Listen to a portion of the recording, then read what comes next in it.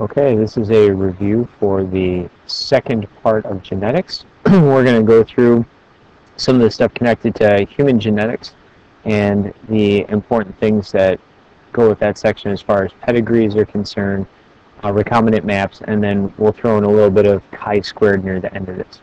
All right, so let's start with pedigrees. So what you're looking at right here is a pedigree that would be of the autosomal variety. And we're looking at a recessive inheritance, and I'll talk about why that is and what types of things you'd see on the test. So first off, test questions that they might ask you. They might say, what is the genotype or the possible genotype for individual 2 of the second generation? So you have to be able to read the pedigree and then be able to determine the sex of the individual and then the possible genotype. So looking at this, here's the second generation. Here's the second individual. So we're talking about this person right here, and since this is a circle, this is a female. Females are all circles, and then males are all squares.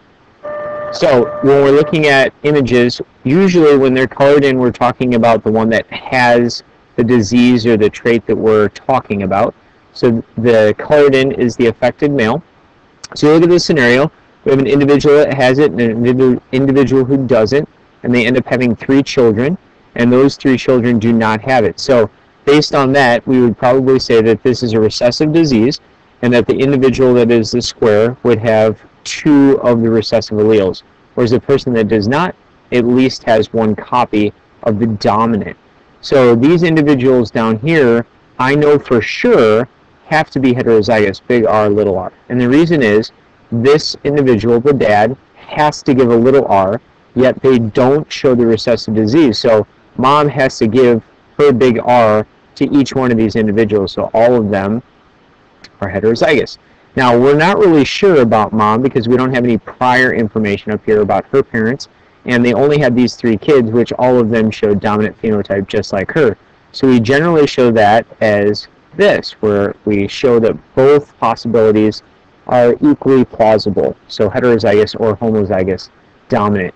Now down here we have this boy that is the prodigy of these parents, or the progeny of these parents, and then we have a female that marries into the family, which we have no previous information of, but we do understand that they had 2 girls.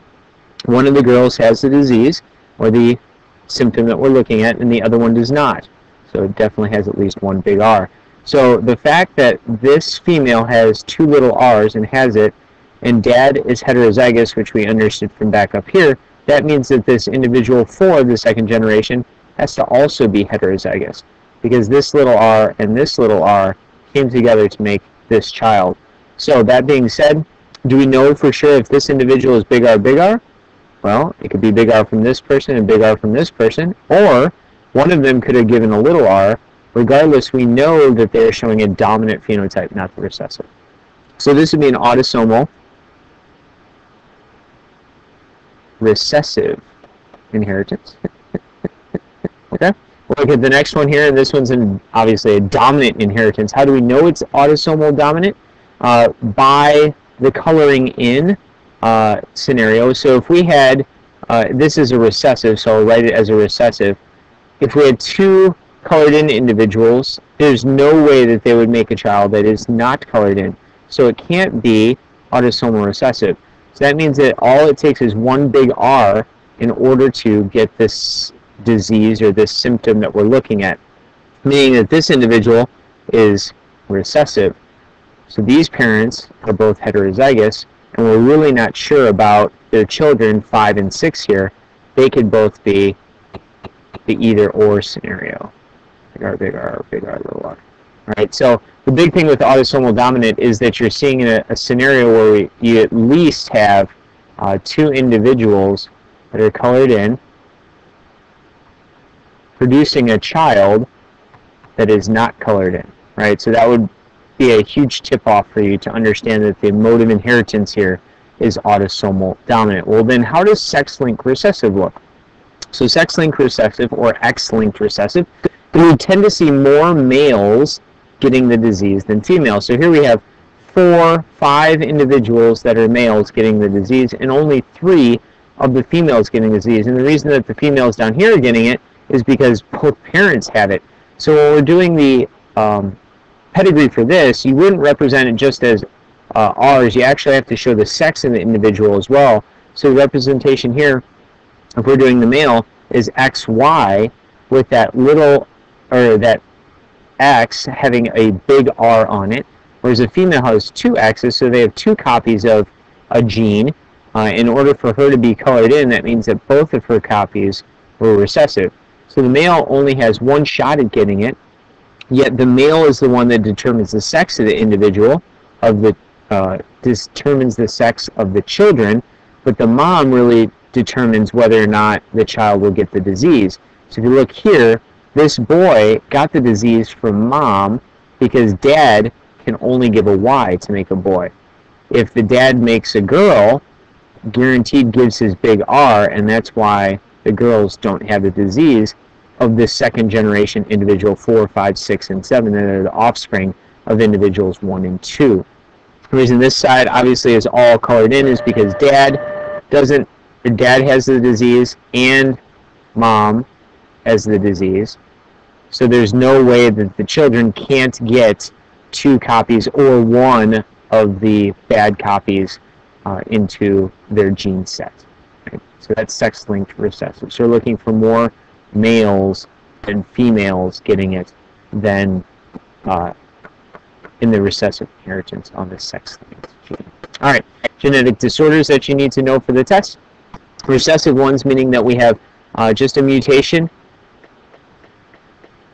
generally on the gene level, because we'll talk about mutations on the chromosomal level in a little bit here. Mutation on the gene level where there's requirement of getting 2 copies of the recessive allele in order to get it. Tay-Sachs is one that we talked about. Tay-Sachs is a lipid metabolism problem. Lipids. So we're talking about fats that build up in the brain, and this will end up causing all kinds of destructive effects with neurology, with the ability of the neurons to be firing properly, and communication, so you get seizures and blindness and eventually death. Cystic fibrosis, which is a illness mostly of the lungs, but it also affects other organs inside. So that's a lung issue where we get an abnormal amount of thick mucus building up in the lungs, which harbor bacteria, and then they start getting more pneumonias and respiratory ailments. Sickle cell anemia is a blood cell one, where the blood cells form that sickle shape, and that is obviously a problem with the circulatory system. And the key is that you understand that we have just one gene that's kind of goofed up, but we have lots of effects. So connect back to the first genetics video. So we see this pleiotropy, where we get lots of different things happening from one gene being goofed up. All right, other genetic disorders that are mutations on the gene level. Now, the one that we talked about in class is Huntington's or Huntington's cholera, where we end up having just one copy causing a nervous system disorder. Now, you think about it, how, and this disease kills the person, so how can this even persist in the population? Is because it's a late onset. So you don't really see the effects of this until much later in life. So the individual a lot of times ends up having a child and passing on that dominant gene to the child before they actually die.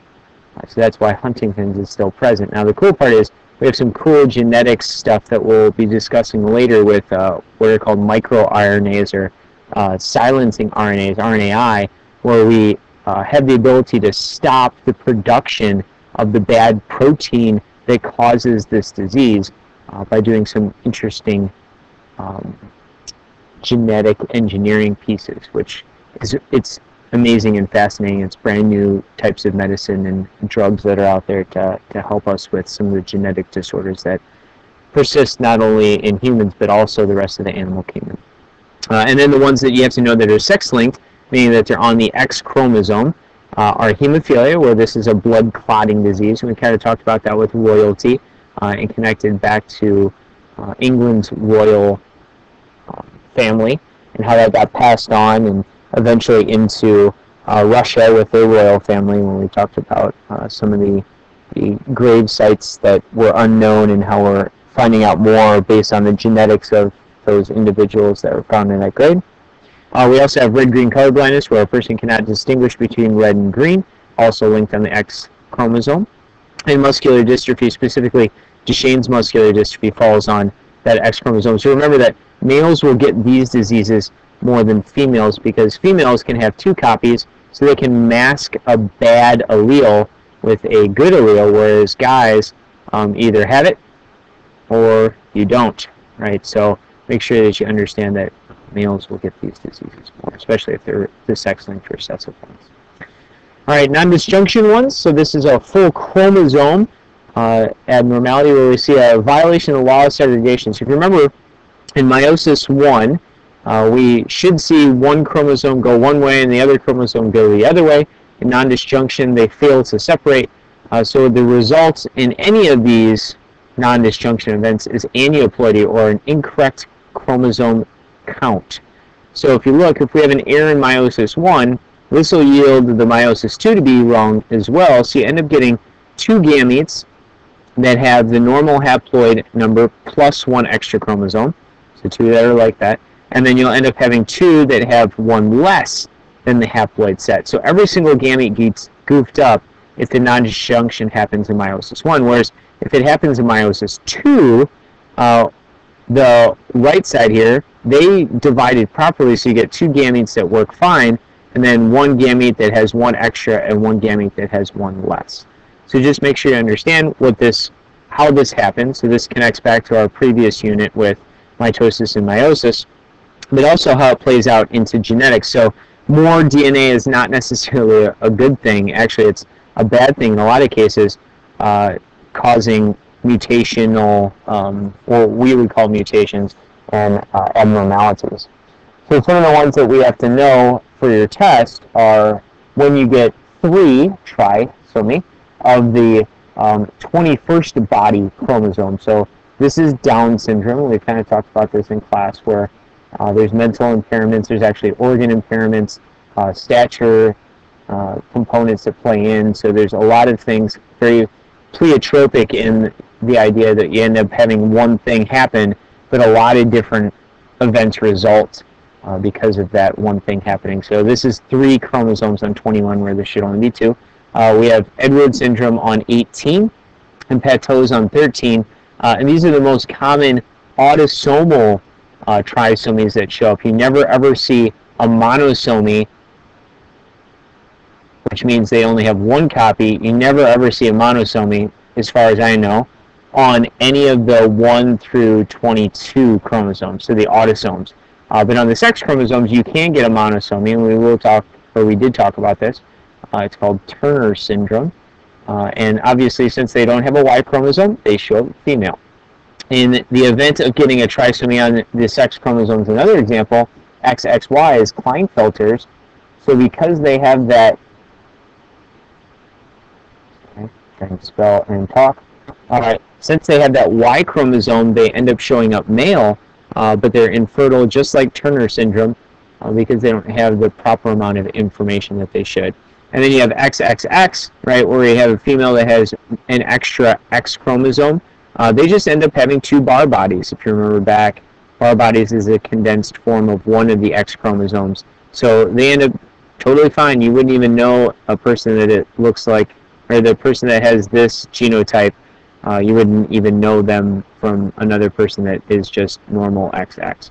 Same thing with XYY, having an extra Y chromosome. Since there's not much on the Y chromosome, this person generally is just a male, and you wouldn't know the difference between them and a person that is just XY. So obviously, sex chromosomes are, if you're going to get an aneuploidy, much more livable and survivable than those that are on the autosomes. And a lot of times, if you get a trisomy or a monosomy, as we said, the embryo tends to not develop at all, because the incorrect is just so incorrect that the body spontaneously aborts that. All right, continuing on to another concept that came up in this unit, and that's called linked genes. So what happens if we're looking at 2 genes and they're not on separate chromosomes? So Thomas Hunt Morgan figured this out, went in with some of his Nobel Prize work. If you remember, he was the one that figured out the sex-linked inheritance. He's also figured out this stuff with the linkedness. So if you have, as it says here, black and gray bodies and normal vestigial wings, and you have two parents come together, so we end up having the possibilities of a parent where you have a gray-bodied normal wing individual and a black-bodied vestigial wing individual. If you cross them and they're on the same chromosome, all the babies should come out exactly the same as their parents. That's why these are called parental types.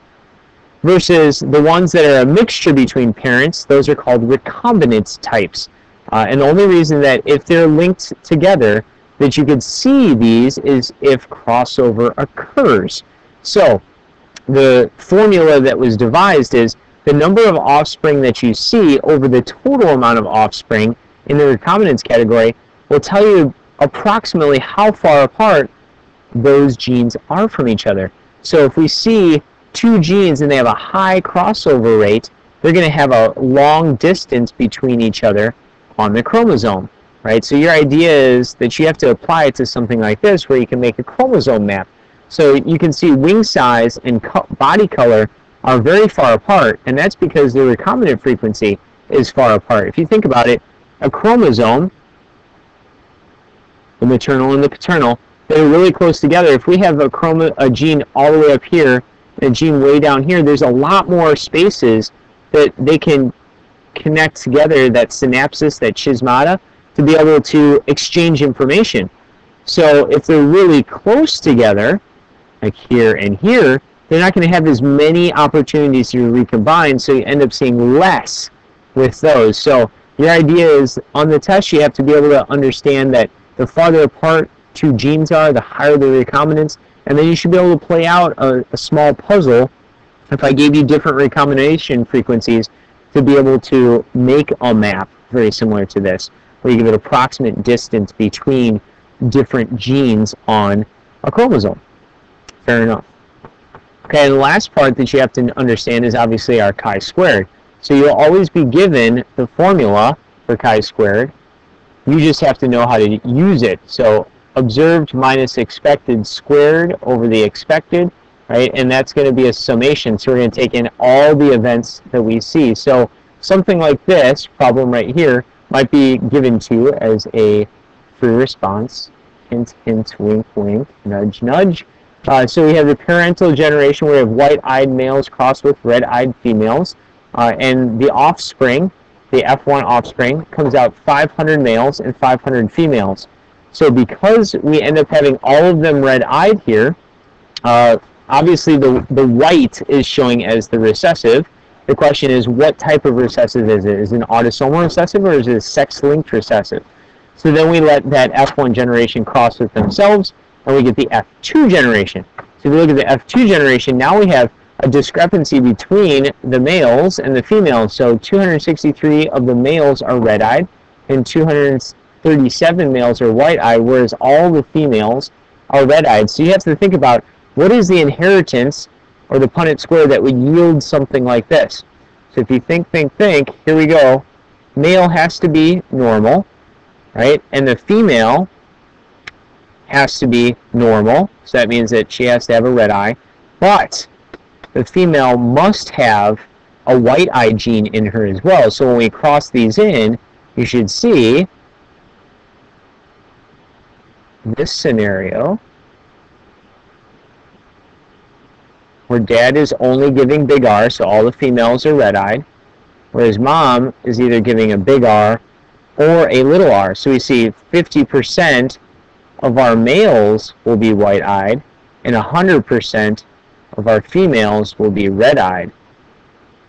So this should help us figure out how to do the observed and expected. So our observed is 263 males that are red-eyed.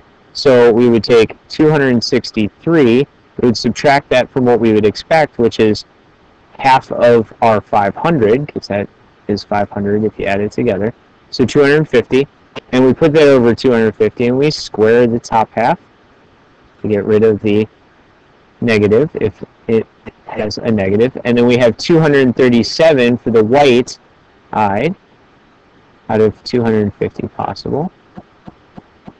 put that over 250. And then we got to take into account the female. So we got 500, and we expected 500 of them to be red-eyed.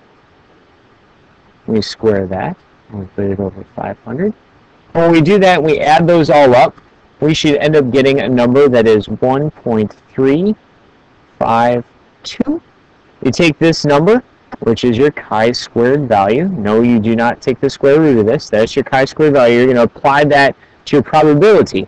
So we're looking at, remember, 0.05 as our important thing, and we got to figure out how many degrees of freedom.